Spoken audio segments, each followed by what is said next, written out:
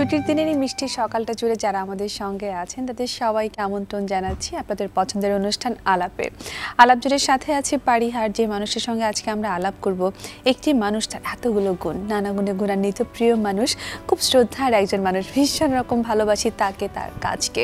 প্রিয় দর্শক, আজ আমাদের সঙ্গে আছেন ঢাকা বিশ্ববিদ্যালয়ের থিয়েটার অ্যান্ড পারফরমেন্স স্টাডিজ ডিপার্টমেন্টের শিক্ষক একাধারে, তিনি নির্দেশক, তিনি প্রিয় অভিনেতা রহমত আলী স্যার। শুভ সকাল স্যার, স্বাগত আপনাকে। শুভ সকাল, স্বাগত। কেমন আছেন স্যার? আছি ফার্স্ট ক্লাস, আমি সবসময় ভালো থাকি। আপনি থাকলে, আপনি তো ভালো থাকেনি, সেই সঙ্গে আপনি যখন সামনে থাকেন তখন আমাদেরকেও ভালো রাখেন। Nice nice, very good. ভীষণ মজার মানুষ আপনি, এবং সেটা আমরা সবসময় কাজে পর্দায় তো একটা উপস্থিতি দেখতেই পাই, আর সামনাসামনি যখন উপস্থিত হন তখন তো সবাই একদম খিলখিল করে হাসতে থাকে। স্যার, এই যে ব্যাপারটা, এত মজা করে জীবনটাকে সহজভাবে আপনি দেখছেন, এনজয় করছেন, কেমন লাগছে স্যার? কি চিন্তা করেন জীবনটাকে নিয়ে? দেখো, আমার প্রথম চিন্তা যেটা হয় সেটা হচ্ছে, আমি একজন মানুষ, সকালবেলা উঠি, হাত মুখ ধুই, ঘুম থেকে উঠে হাত মুখ ধুয়ে যথারীতি নাস্তা টাস্তা করি, তারপর আমি ক্লাসে যাই। ক্লাসে যখন যাই, যখন আমি বের হই, তখন আমি মনে করি আমার আজকে নতুন একটা জীবন শুরু হলো। আচ্ছা, আমি পুরনো সমস্ত খারাপ কিছু ভুলে যাই, গত সূচনা নাস্তি, আমি নতুন করে আজকে জীবনটা শুরু করলাম। এবং আজকে যখন বেরিয়েছি আমি, তখন আমি মনে করি আজকে আমার নতুন জন্ম হলো, নতুন করে পৃথিবীটাকে দেখবো, সমস্ত মানুষ আমার কাছে নতুন, তাদের সাথে ভাব হবে, আলাপ হবে, এই তো। আপনি তো আসলে মানুষ গড়ার কারিগর বলবো, যিনি শিক্ষক তিনি হচ্ছেন মানুষ গড়ার কারিগর। তো তাদের মধ্যে আসলে কি ধরনের সম্ভাবনা এখন দেখেন? মেধাবী যদি বলি, যে মেধাটা কতখানি আছে? খুব ভালো, খুব ভালো। এখনকার ছেলে মেয়েরা, মানে আমি তো শুধু অবাক হই যে এই সময়টা যখন আমাদের ছিল, তখন আমরা এত পড়াশোনা করিনি, পারিনি করতে। ইন্টারনেট ছিল না, গুগল ছিল না, এগুলো ছিল না। 1 মিনিটের মধ্যে পৃথিবীর সব মানে অনেক সুযোগ সুবিধা খুব সহজ ছিল না, ছিল মানে ছিল না, সহজ ছিল না, ছিল না, সেটাই বলছি। যে বই পড়ে দূরে আমেরিকান এমবাসিতে গিয়ে, আমেরিকান সেন্টারে গিয়ে ছবি দেখে, যেমন মনে করো অ্যাপোলো 11 যখন চাঁদে নামলো, তখন সেটা যখন আমেরিকান সেন্টারে রাজশাহীতে দেখানো হবে, আমরা এক্সাইটেড কবে দেখানো হবে। অথচ এখন গুগল সার্চ করলে বা ইন্টারনেট সার্চ করলে খুব সহজে ঘরে বসে সেটা দেখা যাচ্ছে। সেই ক্ষেত্রে যেটা হচ্ছে, এখনকার ছেলেরা অনেক মেধাবী, অনেক মেধাবী। কারণ হচ্ছে তাদের অ্যাট এ টাইমে এত কিছু মাথায় রাখতে হয় না, তাদের পড়াটা হয়ে গেছে একটু জটিল, জটিল বলবো না, একটু কঠিন, পড়াশোনা কঠিন। আমরা যেমন ম্যাট্রিক পরীক্ষা দিয়েছি মাত্র 10টা সাবজেক্ট, মাত্র 10টা সাবজেক্ট। এখন যারা পরীক্ষা দিচ্ছে তাদের 10টা সাবজেক্ট আরো বেশি, অনেক বেশি। করে এত, আমার ছোট ছেলেটা যখন স্কুলে যেত, তখন 5, 6, 7, 8-এ পড়তো, এখন A লেভেল পাস করে গেল, রেজাল্ট হয়নি। যখন ও ঘাড়ে ব্যাগ নিয়ে যেত, ব্যাগটা যখন তুলতো, তখন ও কুজো হয়ে যেত, এমন কুজো হয়ে যেত, তখন মনে হতো যে মানে ওর চেয়ে হচ্ছে ব্যাগের ওজন বেশি, ছেলের মাদুলি ভারী, এরকম অবস্থা, বুঝতে পেরেছো? তখন যা হোক, তো তখন আমাদের সময় তো তা ছিল না, আমাদের সময় ব্যাগও ছিল না, আমাদের সময় খাতা ছিল, বই ছিল 3-4, নিয়ে চলে যেত, যেদিন যে ক্লাস হবে সেই বইগুলো নিয়ে যেতাম। আর এখন ছেলেরা হচ্ছে কি, যেমন ধরো অধিকাংশ ছেলেরাই দেখি, আমাদের ছেলেকে দিয়ে শুধু বিচার করব না, আমি কিছু কিছু দেখেছি, এরকম হতেও পারে, তো তারা অনেক রাত জেগে লেখাপড়া করে, বা অনেক রাত জেগে তারা স্টাডি করে বা চিন্তা করে, ভাবনা করে, যাই হোক না, আমি আমার ছেলেকে দিয়ে দেখেছি। তার একটা গুড এবং ব্যাড দুটো এফেক্টই আছে। গুড এফেক্ট আছে, ব্যাড এফেক্টও আছে। গুড এফেক্ট হচ্ছে যে তারা জানছে, জানার পিছনে সময় দিচ্ছে, আর ওদিকে রাত জেগে আবার রাত জেগে early to rise early to bed, সেই নিয়মের বাইরে চলে যাচ্ছে। তো আমরা যে সারা জীবনই 10টা পর্যন্ত পড়েছি, খেয়েছি, রাত্রির বেলা ঘুমিয়ে পড়েছি, ভোর 5টা 6টায় উঠেছি, গরমের দিনে, শীতের দিনে 7টা উঠে স্কুলে গেছি, লেখাপড়া করি, সেই জীবনটাই ছিল একেবারে অন্যরকম। একটা কথা বলবো আমি, যে আমাদের সময়কারের ছেলে মেয়েদের চেয়ে এখনকার ছেলেমেয়েরা অনেক ব্রাইট, অনেক বুদ্ধিমান, অনেক সম্ভাবনা আসলে তাদের ভিতর। স্যার, এই যে এত কাজের অভিজ্ঞতা থেকে যদি একটু জানতে চাই, বর্তমান ব্যস্ততার কথা আগে একটু শুনি, তারপর অন্য প্রসঙ্গে আমি যাচ্ছি। এখন কি কি কাজ করছেন স্যার? কোন ফিল্মের কাজ কি করছেন? আমি ফিল্মের কাজ এখন করিনি, লাস্ট করেছি তোমার সাথে আলোচনা হয়েছিল, তারপর আর কোনো ফিল্মের কাজ করিনি, নাটক করেছি, ঈদের নাটক অনেকগুলো করেছি। এখন আমার সিরিজ যাচ্ছে, একবার নতুন সিরিজ একটা শুরু হবে, এই যে আমাদের বৈশাখী টিভিরই শুরু হবে খুব শিগগিরই, মানে শুটিং শুরু হবে, কবে যাবে জানি না। তো দোদুল করছে আমাদের, তো আর নাটক 1 ঘন্টার নাটক করছি, একটা ভালো নাটক খুব শিগগিরই যাবে হয়তো, একটা নতুন টেলিভিশন হবে, চালু হবে, সেটাতে যাবে একটা আমাদের শাহিন ডিরেকশন দিয়েছে, সে শাহিনের নাটকটা লিপস্টিক নাটকটার নাম। একজন ডিরেক্টর যদি খুব ভালো হয়, তার নির্মাণের জায়গাটা ভালো কাজটা এমনি চলে আসে। তেমন একজন প্রিয় লেখক, নন্দিত নির্মাতা, প্রিয় মানুষ, আমাদের খুব বেশি শ্রদ্ধাভাজন হুমায়ুন স্যার, যার মৃত্যুবার্ষিকী কয়েকদিন আগে গেল 19 তারিখে, গত 19 জুলাই, জি, এবং মৃত্যুবার্ষিকী। এবং স্যারের সঙ্গে আপনার অনেক কাজ করা হয়েছে, সেই কথাগুলো একটু শুনতে চাই যে তিনি এত ভালো একজন নির্মাতা ছিলেন। কাজের অভিজ্ঞতাটা একটু শুনি আপনার কাছ থেকে। এটা আমি ওনার মৃত্যুর পর দীর্ঘ সময় ধরে আমি এগুলো বলে যাচ্ছি বিভিন্ন চ্যানেলে বিভিন্ন সময়ে। তো তুমি যখন প্রশ্নটা করলে, তা আমার অভিজ্ঞতার আলোকে বলি। প্রথমত হুমায়ুন আহমেদ যতটা ভালো নির্মাতা, তার চেয়েও দ্বিগুণ দ্বিগুণ দ্বিগুণ চতুর্গুণ হাজার গুণ ভালো হচ্ছে তিনি লেখক। তিনি নিজেও বলতেন যে আমি একজন সাহিত্যকর্মী, আমি একজন পরিচালক নই, আমি সাহিত্যকর্মী। উনি পরিচালনার কাজে হাত দিয়েছিলেন কিন্তু বাধ্য হয়ে, মানে কিভাবে, উনি যখন দেখছেন ওনার পড়ার পরিধিটা অনেক বেশি, উনি বিভিন্ন ক্লাসিক্সগুলো পড়ে ফেলেছেন। উনি বলতেন আমি নতুন নতুন প্রজন্মের যারা লেখক তাদের পড়বো, ভালো উপন্যাস পড়বো, কিন্তু আমি ক্লাসিক্সগুলো আগে পড়বো। যার জন্য ক্লাসিক্সগুলো আগে পড়ে ফেলতেন, তারপরে নতুনদের হাত দিতেন। কিন্তু ওনার যে মুন্সিয়ানাটা, লেখার যে মুন্সিয়ানাটা, তত মুন্সিয়ানাটা আমি বলবো না। আমি যেহেতু ওনার সাথে 2-3টা ছবিতে কাজ করেছি, মুন্সিয়ানাটা অন্যভাবে উনি ওখানে প্রয়োগ করেছেন। কিরকম প্রয়োগ করেছেন? যেমন ধরুন যে ওনার সাথে আমার প্রথম কাজ কিন্তু শ্যামল ছায়া। হঠাৎ করে ডাকলেন, রহমত আপনি আসেন, একটা অভিনয় করতে হবে। আমি গেলাম। এবার যে উনি বুঝাচ্ছেন, গল্পটা বলছেন, স্ক্রিপ্টটা বুঝছেন, কিন্তু গল্পটা যখন উনি বলছেন তখন আমার কি মনে হচ্ছে জানো, যে আমি উপন্যাসটা পড়ছি, আমার কাছে চিত্রকল্প তৈরি হয়ে যাচ্ছে, একদম চোখের সামনেই ভেসে উঠছে। যার জন্য তার ওনার একবার বললেই আমার ডায়লগ আর পড়তে হয় না, মুখস্থ হয়ে যায়। আচ্ছা, এটা হচ্ছে মানে এত সহজ করে আসলে জিনিসগুলো তুলে ধরতেন। অভিনেতা অভিনেত্রীদেরকে সহজ করে দেন তার পাঠের মধ্য দিয়ে, কিন্তু যখন আবার নির্মাণ করতে যান, যখন শুটিং শুরু হয়, তখন তিনি আবার উনি কঠোর একটা নিয়ম প্রয়োগ করতেন। কিরকম কঠোর? আমাদের জন্য ভালো, অনেকের মধ্যে কঠোর। যেমন উনি বলতেন যে আগে স্ক্রিপ্ট মুখস্থ চাই, আমি স্ক্রিপ্ট মুখস্থ না নিলে আমি শর্ট এনজি করতে দেব না। আমার কারণে যদি হয়, ক্যামেরার কারণে যদি হয় ঠিক আছে, কিন্তু তোমাদের কারণে হলে কিন্তু আমি রাখবো। এই যে একটা, আমি এটা আরোপ বলবো না, এটা বলবো আমাদের জন্য ভালো। আর একটা জিনিস অভিনেতাদের সবসময় জরুরি জিনিস, যেটা অভিনেতা যদি সংলাপ মুখস্থ না করতে পারে, তার যদি সংলাপ মুখস্থ না থাকে, সেটা হৃদয়ঙ্গম করতে পারবে না। অভিনয়ের যে সাত্ত্বিক যে অভিনয়টা আমরা বলি, আঙ্গিক বাচিক সাত্ত্বিক, যে সাত্ত্বিক অভিনয়টা হবে না, এটা উনি আদায় করে নিতে। যার জন্য ওনার প্রত্যেকটা ছবিতে দেখবে প্রত্যেকটা চরিত্র কিন্তু ইন্ডিভিজুয়ালি তারা স্বয়ংসম্পূর্ণ হয়ে উঠছে। শুধু তাদের ওই ভিতরের অভিনয় থেকে সবাই যে করে তা তো বলবো না, সবাই যে একই রকম করে তা বলবো না, কিন্তু নির্মাতা হিসাবে তিনি তার শেষ যে ছবিটা, তিনি নির্মাতা হিসাবে অনন্য মুন্সিয়ানা দেখে গেছেন ঘেটুপুত্র কমলাতে। তার যে স্টোরি লাইন, যে স্টোরিটা, এখনকার নির্দেশকরা হলে অনেক ভাববেন, করতে পারবেন কিনা সন্দেহ। ভীষণ সাহসী একটা কাজ উনি করে গেছেন বাংলাদেশের চলচ্চিত্র জগতে। ওই সাহসিকতা কেউ দেখাতে পারবে না, কেউ না, আমি চ্যালেঞ্জ দিয়ে বলতে পারি। তার সঙ্গে তো অনেক ধরনের কাজের কথা আপনি বলছিলেন, স্ক্রিপ্টের কথা বলছিলেন, ক্যামেরার সামনে দাঁড়ানোর সময়টা বলছিলেন।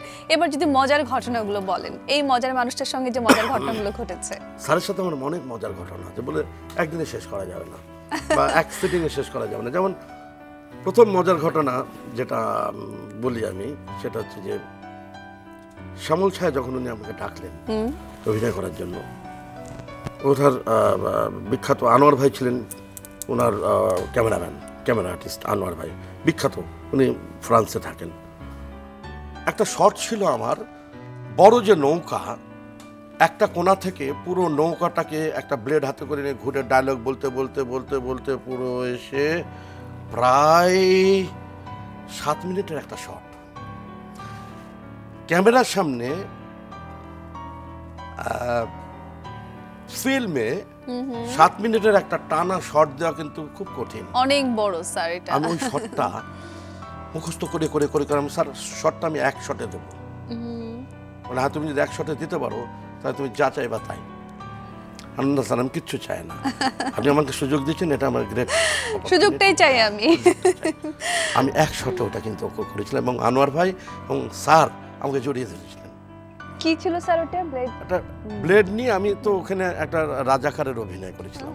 তো ওই নৌকাতে করে যারা পালিয়ে যাচ্ছে কিছু হিন্দু পরিবার, সেই হিন্দু পরিবার প্রথমে আমি এসে তাদের যখন বলি তখন তারা ডিনাই করে, পরে আমি ব্লেড নিয়ে আমাকে প্রথমে পানিতে ফেলে দেয়, পরে আবার আমি আসি, এসে ওদের সাথে ওই ব্লেড দিয়ে কাটবো বলে ওদেরকে ভয় দেখায়। কিভাবে দেখিয়েছিলেন স্যার? ওটা অভিনয় করে দেখাতো, আমার কি স্পেস লাগবে ওটা দেখানো, কিন্তু কমপ্লিমেন্টসটা এটাই যে স্যার অভিভূত হয়ে, আনোয়ার ভাই অভিভূত হয়ে আমাকে জড়িয়ে ধরেছিলেন। এটা একটা মজার ঘটনা। আর এমনি মজা বলতে যেটা বুঝি, স্যার অহরহ মজা করতেন, অহরহ। যেমন ধরো একটা মজা করতেন স্যার, মানুষকে ভয় দেখিয়ে বাচ্চাদের না, ভয় দেখে আনন্দ পেতেন। যেমন নুহাসপল্লিতে গেলেই নতুন কেউ গেলে বলতো, শোনো এখানে জিন আছে বুঝছো, এখানে জিন কিন্তু মাঝে মাঝে সাদা কাপড় পরে আসে, তোমরা কিন্তু একটু সাবধানে থেকো। তা না স্যার আমি জিন টিন ভয় পাই না, স্যার সব আমাকে ভয় দেখাবেন না। ঠিক না? ঠিক। তা বেশ কিছুদিন পরে নুহাসপল্লিতে আমি যখন 9 নম্বর বিপদ সংকেত করছি, একদিন উনি আমাকে বললেন, আড্ডা মারছি শুটিং শেষে, আড্ডা মারছি, মারতে মারতে হঠাৎ বলছে, রহমত তুমি তো জিন ভয় পাও না? না না না পাই না। তো এই বইটা তুমি পুকুর পাড়ে রেখে আসো, পুকুরে সান বাঁধানো ঘাট আছে, ঘাটের উপরে রেখে আসো। হ্যাঁ ঠিক আছে দিন। আমি ঘাটের উপরে গেলাম, গিয়ে পুকুর ঘাটে গিয়ে বইটা রাখলাম, রেখে ব্যাক করলাম। এটা কখন স্যার? দিনের বেলা না রাতের বেলা? রাতের বেলা, রাত তখন 1টা বাজে। ও আচ্ছা, অত রাতের বেলা ঘাটে পাঠিয়েছে। জিন তো দিনের বেলা কম দেখা যায়, মাঝ রাতে দেখা দেবে। তবে স্মার্টলি গিয়ে বইটা রেখে চলে আসলাম। গল্প হচ্ছে গল্প হচ্ছে গল্প হচ্ছে গল্প হচ্ছে গুজব হচ্ছে, সবে আছে, জয়ন্তদা আছে, আমি আছি, এসআই টুটুল আছে। তারপরে সেদিনকে আমাদের ভাই ছিল, আমাদের ওনার যে প্রকাশন মাজার ভাই আছেন, সবাই আছে। তখন আমি কিছুক্ষণ পর স্যার বলছেন, এবার যাও তো গিয়ে দেখে আসো তো বইটা আছে কিনা। তাহলে স্মার্টলি গেলাম, গিয়ে দেখছি ওখানে একটা টাওয়েল আছে। আমি টাওয়েলটা নিয়ে এসে বললাম যে স্যার এই বইটা না টাওয়েল আছে। তাহলে কি হলো? খুব সহজ হিসাব, আমি বইটা রেখে চলে এসেছি, কেউ বইটা তুলে নিয়ে চলে গেছে, ওখানে টাওয়েল রেখে গেছে, এটা সহজ হিসাব। ও আচ্ছা ঠিক আছে, এরকম মজা করতেন। এবার একদিন মজা হয়েছে, লাস্ট মজাটা বলি আমি, এটা দুর্দর্শ মজা। আমার এক বন্ধু, বন্ধু না ছাত্র, তার নাম শামীম, রাঙামাটিতে থাকে। স্যার একদিন বললেন তার একটা ইচ্ছার কথা, যে ওই মাসের মধ্যে মাংস, বন মুরগির মাংস এরকম করে একটা রান্না করে পুরি, ওটা নিয়ে খাওয়ার বাসের মধ্যে দিয়ে তারপরে পুরে ওটা মাছটাকে পড়ে খাও। তো আমি সঙ্গে সঙ্গে ফোন করলাম শামীম চলে আসো। 2 দিন পর শামীম ওটা নিয়ে চলে আসলো। এসে স্যার খেয়ে দিয়ে খুব মজা পেলেন। এবার আমি যে রুমে ছিলাম নুহাসপল্লিতে, সেই রুমেই শামীম রাত্রিবেলা শুলো, ওই শাটারিং একটা দরজা আছে, কি যেন বলো, প্লাই না কিসের, বাইরে থেকে ওঠা খোলা যায় আর কি, বাইরে থেকে ভিতর থেকে খোলা যায়, বাইরে অঞ্চল ওটা। আর একটা আমার ভিতরের দরজা।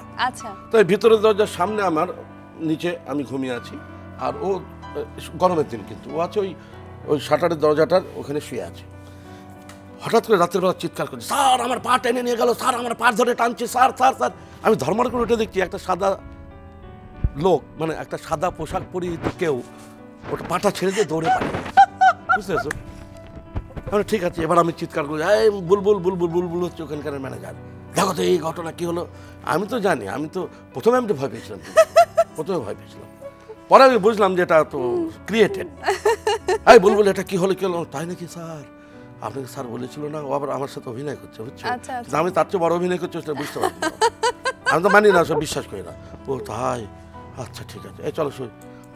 দরজা ওটা আবার লক করা যায় না, খোলা যায়। আবার ঘুমাচ্ছি, আমি কিন্তু তাকিয়ে আছি ওই যে দরজা, একদম আলখেল্লা পরে সাদা চলে আসছে। আমি তখন ওর দরজাটা টানছে, শাটারটা, আমি চিৎকার করেছে, এই গাল মন্দ করছে, ও দৌড়ে পালিয়ে গেছে। তখন বুঝতে পেরেছি, আরও বুঝতে পারলাম, তখন আর ভয় নাই, দরজাটা টেনে দিলাম। সকালবেলা উঠে স্যারকে বলছে, স্যার আমার তো খুব ভয় লেগেছে স্যার, আমি আর অভিনয় করবো না স্যার, আমাকে স্যার ছেড়ে দিন। কি বলছো তুমি স্যার? আমি তো কোথাও আগে বলেছিলাম এটা ভয় পার কি আছে। না স্যার আমি অভিনয় করছি, কিন্তু না স্যার আমি আর অভিনয় করবো না স্যার, আমার ভয় লেগেছে, কবে জিন ভূত মেরে ফেলবে স্যার আমাকে। না না না না, তার মানে নাটকের কি হবে, সরি ছবির কি হবে? ছবি স্যার যাকে পারেন করে নিন, আমার চরিত্র আমি পারবো না। দেখ স্যার অনেক বুঝিয়ে টুঝিয়ে আমি তো জানি করবো তো বটেই, আমি কেন ছেড়ে চলে যাবো। সত্যি এই যে মজাগুলো অসাধারণ, আর্টিস্টের সঙ্গে এত সুন্দর একটা পরিবেশ তৈরি করে, এই জন্যই স্যার আসলে অনন্য। এবার যদি একটু অন্যান্য প্রসঙ্গে জানতে চাই আপনার এখন যে স্যার নাটকগুলো হচ্ছে, অনেক সময় স্যার আপনাদের যে সুন্দর ক্যারেক্টারগুলো, চরিত্রগুলো মাঝে মাঝে নাটকগুলোতে পাচ্ছি না, পেলেও তার উপস্থিতি একটু কম দেখছি স্যার, এই বিষয়টা নিয়ে আপনার কি বলার আছে? আসলে হুমায়ুন স্যার মারা যাওয়ার পর সবারই ক্ষতি হয়েছে। আমি ব্যক্তি মানুষ রহমত আলী হিসেবে বলবো, আমি সবচেয়ে বেশি ক্ষতিগ্রস্ত হয়েছে। কি জন্য? এই যে ভালো চরিত্র নিয়ে ভাবা, কেউ ভালো চরিত্র যে দিল, এরকম হুমায়ুন আহমেদ ছাড়া আমি কাউকে দেখিনি আমাকে নিয়ে ভাবার বা অন্য কাউকে নিয়ে ভাবার। যেমন আমাকে এই যে 9 নম্বর বিপদ সংকেতের প্রধান চরিত্রে আমি, সেখানে চ্যালেঞ্জার ভাই আছে, জয়ন্তদা আছে, অনেকে আছেন, আমাকে নিয়ে কি দায় ঠেকেছে স্যারের ভাববার? প্রধান চরিত্র আমি, ঠিক আছে। আবার ঘেটুপুত্র কমলায় ছোট্ট একটা চরিত্র, কারো মনে আছে কিনা জানি না, তবে অনেকেরই মনে আছে, ছোট্ট আমি ওই মিষ্টিওয়ালা, ঠিক আছে, আমি মিষ্টি বিক্রি করি, ছোট্ট একটা ক্যারেক্টার, 3 মিনিটের সিকোয়েন্স, সেটা মানুষ মনে রেখেছে। তা এখন ঘটনা হচ্ছে যে তুমি যেটা বললে যে এখনকার নাটকগুলো তো আসলে নায়ক নায়িকা কেন্দ্রিক টাইপের, আমরা বেশি এখন দেখতে নাটকটা একটু পাই। চলে গেছে কি, চলচ্চিত্রে আমি এখন কম কাজ করি, ডাকলে করি, না ডাকলে করি না। মেন স্ট্রিমের সাথে আমি একদম কাজ করার সুযোগই হয়নি, কিছু কিছু হয়তো হয়েছে। কিন্তু এই যে নাটক, মঞ্চ, টেলিভিশন নাটক নিয়ে হুমায়ুন স্যার যেভাবে ভেবেছেন আমাকে নিয়ে বা চলচ্চিত্র নিয়ে ভেবেছেন, ওই ভাবনাটা আমি আর কারোর মধ্যে দেখিনি। হয়তো আমি ভালো অভিনয় করতে পারি না, সেটাও একটা হয়তো না স্যার, আমি আসলে সর্বোপরি বলছিলাম যে এখন যে নাটকগুলোই হচ্ছে স্যার, আসলে ঠিক গুণী অভিনেতা যারা আছেন, সিনিয়র যারা আছেন, তাদের আসলে উপস্থিতির জায়গাটা কমে গেছে, কারণ ওই ক্যারেক্টারগুলো এখন আর আমরা পাচ্ছি না। নাটক লেখাই হচ্ছে এখন অন্যভাবে, লেখাই হচ্ছে এখন নায়ক নায়িকা কেন্দ্রিক, গল্পগুলো এখন অন্যরকম হয়ে যাচ্ছে আসলে, এখন অন্যরকম হচ্ছে। সেইভাবে সার্বজনীন যে গল্পটা সবার বোধগম্য বা সুন্দর বা আনন্দ দানের জন্য একেবারে হচ্ছে না, আমি কখনো স্বীকার করবো না, অস্বীকার করবো না, হচ্ছে তার কম ইয়েটা কমে গেছে একটু তুলনামূলক। কিন্তু তারপরে তো স্যার অভিনয় থেমে নেই, অভিনয় তো আসলে বলবো যে রক্তের সঙ্গে এখন মিশে গেছে, ভালো লাগা ভালোবাসার একটা জায়গা, আমৃত্যু করব নিশ্চয়ই। এবং এই অভিনয়কে ঘিরে তাহলে কি আগামীর কোনো পরিকল্পনা যোগ হয়েছে বা ভাবছেন কিছু অভিনয়কে নিয়ে? নির্দেশনার জায়গায় যেহেতু আপনি আছেন। আমি নির্দেশক মূলত মঞ্চের জন্য, টেলিভিশন বা ফিল্মের নির্দেশক নই। আমি শুধুমাত্র অভিনয় করি টেলিভিশন এবং চলচ্চিত্র, অন্য কোনো কাজের সাথে যুক্ত হতে চাই না, একমাত্র অভিনয়। আমি শুধু অভিনয় এবং অভিনয় করে যেতে চাই।